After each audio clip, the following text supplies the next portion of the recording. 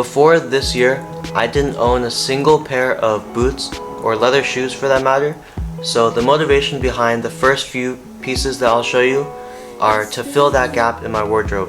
The first pair of boots I bought were these Paris square toe leather boots.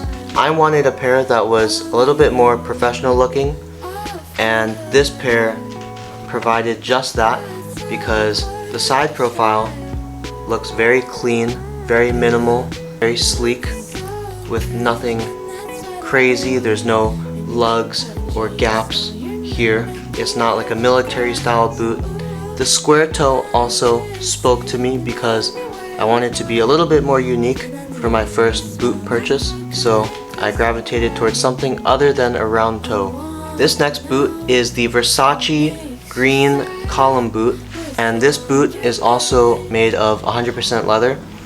And this was kind of an impulsive purchase because I didn't really want to buy a military style boot, but because the price was so cheap, I decided to jump on it. And I thought, you know what, I don't have anything like this in my wardrobe. I don't have anything that's a green sort of shoe, and it also has a front zipper, and it's also a patent shiny type of leather. And then to my pleasant surprise, once it came here and I started wearing it, I realized that the green color is pretty subtle, and especially at night or in like dim lighting room, you won't really notice that it's green. It's pretty easy to match with a lot of different pieces of clothing. Next, I have the 3.1 Phillip Lim Kate Chelsea boot, and you might think, oh, you already have a pair of Chelsea boots, why do you need another one? Well, this is a round toe, first of all, and second of all, look at how unique this sole is. It's angled down outwards from the base, and I thought that was just super modern looking and sleek. It also has this white contrast stitching as opposed to the yellow stitching that Doc Martens have. I think overall the silhouette is nice. It's got this rounded bulbous toe here which points upwards, and even though it does have more of a luggy, chunky sole, which is a little bit more rigid, I do think that this front silhouette here makes up for it. After buying several tall calf boots, I realized that there was another gap in my wardrobe, which was a low leather shoe. So to fill that gap, I came across this Namacheko home derby, and you might be astounded on the first glance because of how many eyelets there are. That was my reaction too when I first saw this. And generally I prefer a simple, classier look than this because this is very avant-garde, very experimental. But there was a phase during the summer where I was obsessed with eyelets. I wanted to put eyelets on everything. I put it on a shirt, I put it on some belts. I just thought that having a little bit more silver hardware on your plain clothes went a long way. Overall, the silhouette is very clean and classy. You have this bulbous toe which points upwards, and you have a classic smooth sole. Then the base is just bombarded with eyelets. I've definitely gotten several compliments out in public on these shoes just because of how unique they are. And I also realized that when you wear pants that are long enough, usually they'll cover up 90% of the eyelets, and what you really see is just the toe sticking out of the front underneath your pants, which I like. I like it being more subtle. What's nice is when you sit down and your pants rise a little bit, then it exposes all the eyelets, and so I like that surprise factor. People might think, oh, they're just a boring plain pair of derbies, and once you sit down and they see the eyelets, boom, you shock them, and then they go, damn, he's got swag. This next pair is the Oree NYC 1917 sneakers, and this is a modern take on a classic Converse silhouette. Definitely a lot more modern. It's got a thicker sole, it has this textured toe cap, and it's got some stitching design here on the side. I'd say this is a good in-between point between a pair of Converse and the Rick Owens Ramones, which are like $1,000 and leather. when you wear this shoe, or even when you hold it, I think you can just tell that it's a lot stiffer, it's a lot more rigid and sturdy, just not malleable. I'm trying to squeeze it as hard as I can here, and it's not changing shape. Because of those traits, I would say that this feels like a more upscale version of a Converse.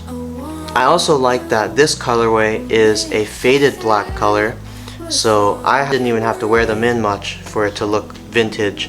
Everybody knows that when you go to Japan, there's only two things that you have to buy.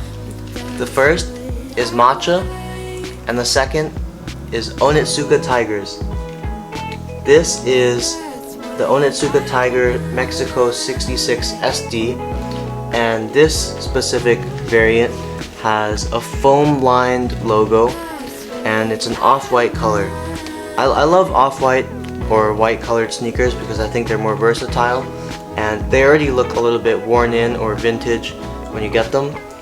I don't know, for some reason just super squeaky white shoes look a little bit corny. I like this variant because of the cool logo design and this foam trimming all around. But overall, my personal opinion about Onitsukas is that they are not my favorite. I have a wider toe, and these generally have narrower toe boxes. And Onitsukas also have a non-existent sole. The sole is maybe 1 centimeter, so you're kind of just stepping on the ground. And I think the main reason is just that tiny shoe silhouettes don't look that great with baggy pants. Chunkier shoes will look better with baggy pants. So I haven't worn these that much, but it's still good to have a pair of narrower silhouette shoes in your wardrobe so that you can pair them with your skinnier, tighter pants. This pair might be controversial, but these are the Puma Classic Suedes, and this probably went out of style about 10 years ago, but this was on super sale for $25, and they also made it a little bit more modern by revamping it with a fat marshmallow laces. I personally just love the Puma logo. It's a pair of black sneakers, so it doesn't go with as many things as a white sneaker, but I think with black pants, these look epic.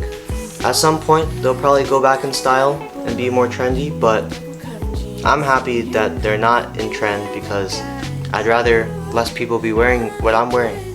So wear whatever you want. Doesn't matter if it's in trend or not. As part of that same Puma purchase, I also purchased these Puma Pro Classics. This is almost like a clone of Air Force Ones. You can see the aerated toe cap here. I actually like these better than Air Force Ones because it's got this puff embroidery logo, and the Puma logo is so beautiful. Look at that embroidery, that puffiness. I also like that it's a off-white color and they have this translucent sole, so there's just more features and more detailing on this than I would say an Air Force One has. This was only around $50, so I'm getting the best of both worlds. Overall, I'd say this is just a very versatile pair of white sneakers that you can throw on when you go do something quick, go out and get groceries, or pair this with some sweatpants and just have a casual look. It's always good to have this kind of shoe in your wardrobe, a simple, classic, white, chunky sneaker. Next is my holy grail sneaker, the Adidas Superstars. This is the Wales Bonner version, which recently came out. I actually first owned a pair of regular Superstars starting last summer, and I wore that pretty much daily. I beat it into the ground. I wore them to the office every day. I wore them out with my friends. I wore them in all my TikTok videos. And I think that the Superstar just has the best silhouette out of any brand's signature shoe. On the Wales Bonner version, we have this crocodile embossing, and you have navy 3-stripe logo. You have this scar stitching which separates the back heel from the rest of the body, and there's also a burgundy inner trim, and you also have this gold plated shoelace head. From a distance, this would look like any other regular Superstar, which is okay with me. I like it being more subtle, like I said. But then once people come closer and they see that there's more details and there's different colors and there's crocodile embossing on it, they'll be like, damn, this guy's got good taste. I've saved the best for last. This is my best footwear purchase of 2024. Drumroll. The YSL Wyatt pointed toe leather boots. And this has a zip closure here, which I prefer over the Chelsea boots elastic style closure. Look at how sleek this is. The heel is 1.75 inches. It makes me tall as hell, and it just makes me feel like a freaking diva when I wear this. There's something about a pointed toe that a round toe or a square toe just cannot do. This pointed toe just commands more respect and more attention and is more flattering. When you pair this with straight leg or skinny leg slacks, it makes for the perfect formal wear outfit. From here on out, for any sort of formal event, you will only catch me in pointed toe shoes. Besides the pointed toe, I think the YSL brand has the most iconic version of this pointed toe leather boot. YSL, the man himself, is just known to always wear pointed toe boots. But when I put these on, I feel like I'm Yves Saint Laurent. That's the effect I'm trying to achieve when I wear these boots. I just want to be him.